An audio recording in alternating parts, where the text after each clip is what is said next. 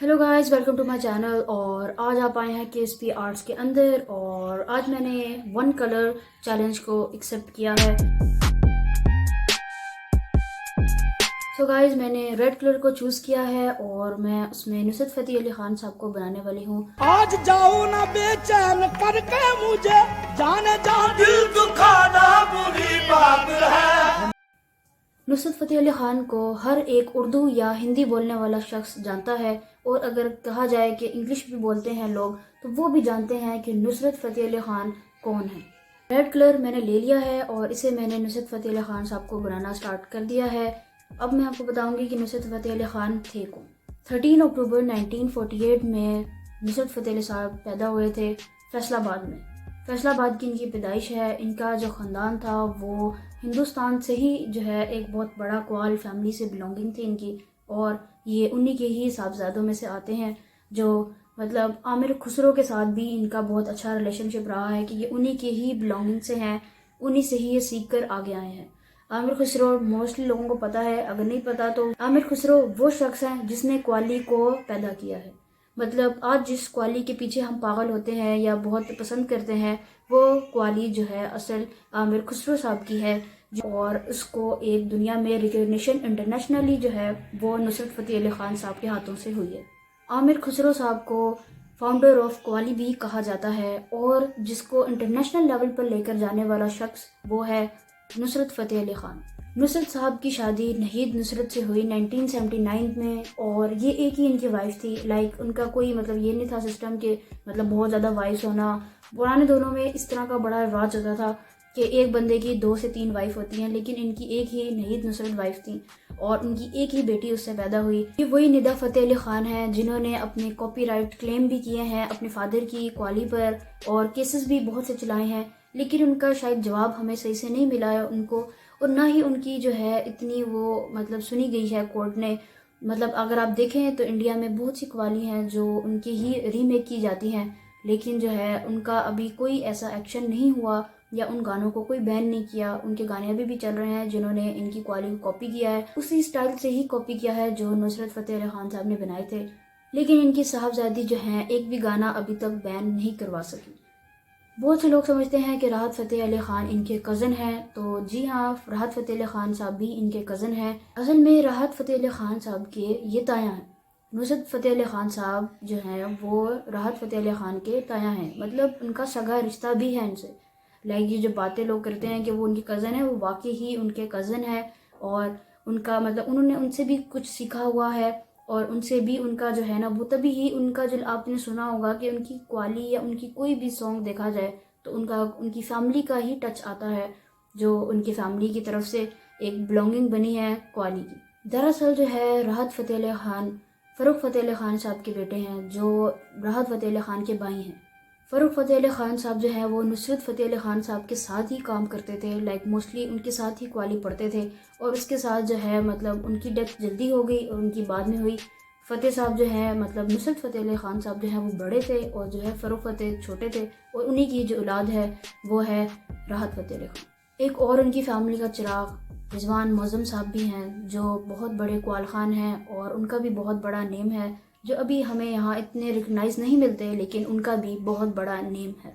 असल में ये नेचुरली होता है कि मोस्टली लोग जो होता है कि आप कोई बड़ा बंदा होता है ना तो उसकी जनरेशन पे ना शेड्स आ ही जाते हैं। वो इतना ऊपर लेवल पे आ ही नहीं सकता क्योंकि अगर एक बड़ा बंदा अगर आपका फादर या मदर या आपका कोई भी कज़न हो सकता है तो जो है जनरेशन को उसका इफेक्ट करता है।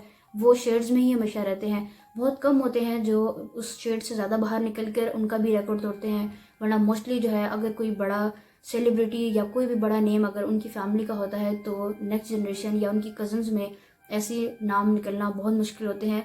राहत फ़तेह अली खान साहब की बात की जाए तो वो पाकिस्तान के one of the highest paid singers में से हैं कि बहुत ज़्यादा पैसे वो लेते हैं एक एक क्वाली के फंक्शन का, या कोई भी कहीं भी बुलाया जाए उनको मोस्टली शादियों पे भी परफॉर्म करते हैं और बाकी नॉर्मल क्वाली फंक्शंस पर भी करते हैं।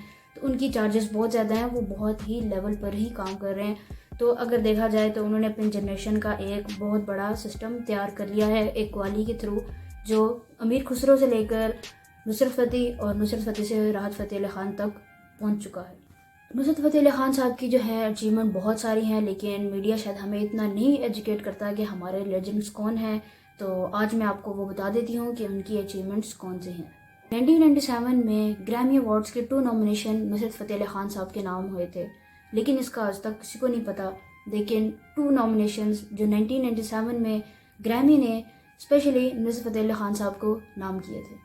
गिनीज वर्ल्ड रिकॉर्ड में उनका नाम जो है वो बेस्ट कवाल खान में आया था कि बेस्ट मोस्ट कवालीज जिन्होंने बनाई हैं वो नुसरत फ़तेह अली ख़ान साहब हैं, जो अभी तक नहीं कोई तोड़ सका।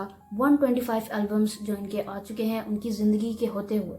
ज़िंदगी उन्होंने कुछ ज़्यादा नहीं जी, 49 ईयर्स तक उन्होंने लाइफ जी है, या तकरीबन 48 ईयर्स, मतलब कुछ टाइम ही रह गया था, 49 के होने वाले थे लेकिन नहीं हो सके। तो 48 ईयर्स भी अगर हम लगाएं तो उन्होंने 125 एल्बम्स अपने निकाले थे इस एज में, और आज तक कोई भी इनका ये रिकॉर्ड नहीं तोड़ सका कि 125 एल्बम्स उनकी लाइफ में कोई ऐसे बंदा कोई नहीं आया जो ये तोड़ सके। 2005 में यूके एशियन अवार्ड्स में उनको लेजेंड्स अवार्ड मिला है, जो one of the biggest legends को मिलता है दुनिया के। उनको एशिया के one of the best legends में से एक लेजेंड अवार्ड 2005 में मिला था, जिसका हमें नहीं पता लेकिन उनको ये भी मिला था। सो ये इनके मेन 3 मेजर अवार्ड्स थे जो इनको मिले थे। बाकी बहुत से मिले हैं, इंडिया से भी मिले हैं और बाकी जर्मनी और बहुत से मुल्कों से मिले हैं, लेकिन जो है जिनकी जो कहा जाता है कि दुनिया में बहुत ज़्यादा रिकग्निशन होती है वो ग्रैमी अवार्ड्स होते हैं, या एशियन अवार्ड होता है यूके का, या तीसरा होता है गिनीज वर्ल्ड रिकॉर्ड। तो वो तीनों ही इन्होंने बनाए हैं जिनका अभी तक कोई ब्रेकर नहीं आया है। तो आई थिंक आने वाले फ्यूचर में भी कोई नहीं आएगा, क्योंकि एक जो बंदा चला जाए तो वो फिर वैसा वापस तो नहीं आता। और अगर कहा जाए कि कव्वाली का करियर बनाने वाले नुसरत फ़तेह अली ख़ान साहब हैं तो ये कम नहीं होगा, क्योंकि उन्होंने कव्वाली को आगे तक लेकर गए हैं। जैसे मैंने आपको बताया कि अमीर खुसरो से कव्वाली का एक ट्रेंड स्टार्ट हुआ था, तो इनके ही ऑर्गेनाइजेशन में बच्चे आते थे कव्वाली सीखने। उनमें से ही नुसरत फ़तेह अली ख़ान थे। उन्होंने सीखा और इंटरनेशनल तक इसकी रिकग्निशन करवाई। आज तक कव्वाली जो अगर दुनिया भर में जाने जाती है तो सिर्फ ये नुसरत फ़तेह अली ख़ान का ही एक क्रेडिट जाता है कि उन्होंने इसको इतने तक लेकर गए। वरना आज भी देखा जाए तो करियर अगर कव्वाली का देखा जाए तो इतना बड़ा किसी का नहीं है जितना नुसरत फ़तेह अली ख़ान साहब बना चुके हैं। तो ये थे नुसरत फ़तेह अली ख़ान साहब। बात की जाए इनके बारे में तो कोई लफ्ज़ कम नहीं होते, लेकिन जो है अगर हमें इतनी सी वीडियो बनाने में अगर कोई 10-15 मिनट हो तो उसमें मैं इतनी ही उनकी तारीफ़ कर सकती हूँ। अगर मेरे पास और वक्त भी हो तो मैं उनकी और तारीफ़ें भी करूँ, क्योंकि उनके बारे में तो बहुत मैंने उनके बारे में पढ़ा भी है और बहुत जाना भी है, और मैं पर्सनली उनकी बहुत बड़ी फ़ैन भी हूँ। तो मैं उनको बहुत मतलब एक होता है ना कि सलाम पेश करना उनको करती हूँ कि उन्होंने इतना कव्वाली को आगे तक लेकर गए, जो एक मतलब पाकिस्तान से हो ऐसा बंदा।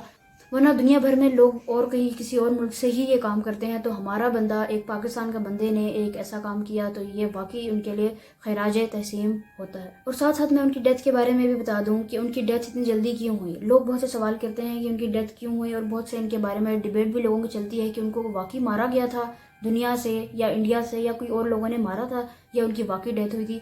ये तो बहरहाल मैं नहीं बता सकती कि डेथ किसने करवाई है या किस तरह हुआ, लेकिन ये बता सकती हूँ कि जो मेजर उनका कॉज था वो उनकी लिवर और किडनी का कॉज था, और उसी का ही ट्रीटमेंट कराने वो लंदन गए थे। जिनको लिवर और किडनी का कॉज है उनको पता होगा कि भाई ये प्रॉब्लम कितना बड़ा होता है और इतना मेजर होता है, तो ये वाकई जो है डेथ तक ले जाता है। तो इतनी जल्दी मतलब वो उनका जाना एक नेचुरल भी हो सकता है, ठीक है ना, लाजमी नहीं है किसी ने ये उन पर हमला करवाया, वो उनका नेचुरल कॉज भी हो सकता है कि वो उनकी डेथ हुई थी। मैं तो अभी तक यही मानती हूँ, लेकिन अगर लोग मानते हैं कि उनकी नेचुरल कॉज नहीं थी तो ये तो फिर सबका अपना ही ओपिनियन या पर्सपेक्टिव है। 28 ईयर्स एज में जो डेथ हो जाना वाकई जो है बहुत कम उम्र होती है, लेकिन क्या करें, अब ज़िंदगी तो ऐसी है। अच्छे लोग जल्दी चले जाते हैं, तो अगर मे भी हो सकता है कि वो ऐसे बंदे हो जो जल्दी चले गए हों। सबसे अच्छी बात अगर मैं देखूं जो उनकी लाइफ की मुझे जो मोटिवेट करती है वो है उन्होंने बहुत से लोगों को मुसलमान बनाने में बड़ा काम किया है। उनकी कोई ऐसी ऐसी कहानियाँ हैं जो आपके दिल पे लग जाए तो आप अगले दिन ही नमाज पे खड़े हो जाते हैं या आप अल्लाह रसूल की बातें करते हैं। तो उनकी ऐसी कवाली जो हैं जो दिल को टच कर जाएं, ये बड़ा काम होता है कि इंसान अपने आर्ट से किसी का दिल छू ले या अल्लाह तक पहुँचा दे। तो अल्लाह ताला तक पहुँचाने के लिए आपको एक ऐसा आर्ट बनाना, ये कुछ चंद ही लोग कर सकते हैं। जैसे साथ के इनके कुछ कैलीग्राफीज हैं जो आज भी लोग देखते हैं तो बहुत सहरा जाता है उनको, और बहुत से ही नॉन मुस्लिम लोग इस्लाम को देखते हैं। उसी तरह ही नुसरत फ़तेह अली ख़ान साहब की एक पर्सनैलिटी है जो मुसलमानों को या पाकिस्तान को एक अच्छा रिकग्निशन देती है। सो गाइस, ये आर्ट तैयार हो चुका है जो आप अभी स्क्रीन पे देखने वाले हैं कि मैंने 1 मार्कर से पूरा नुसरत फ़तेह अली खान साहब का आर्ट बना दिया है। तो आर्ट बनाना कोई इतना मुश्किल काम नहीं है, लेकिन अगर आपको आर्ट आता हो बनाने तो आप बड़े आराम से बना सकते हैं। सिर्फ 1 मार्कर यूज़ किया है मैंने, और इस तरह के बहुत से चैलेंजेस जो हैं वो आने वाले हैं। तो आप इस चैनल को लाजमी सब्सक्राइब कर लें ताकि आप आने वाली वीडियोज़ देख सकें। और अगर आपको ये वीडियो पसंद आई है तो प्लीज़ इस चैनल को लाइक कर दें और सब्सक्राइब भी कर दें।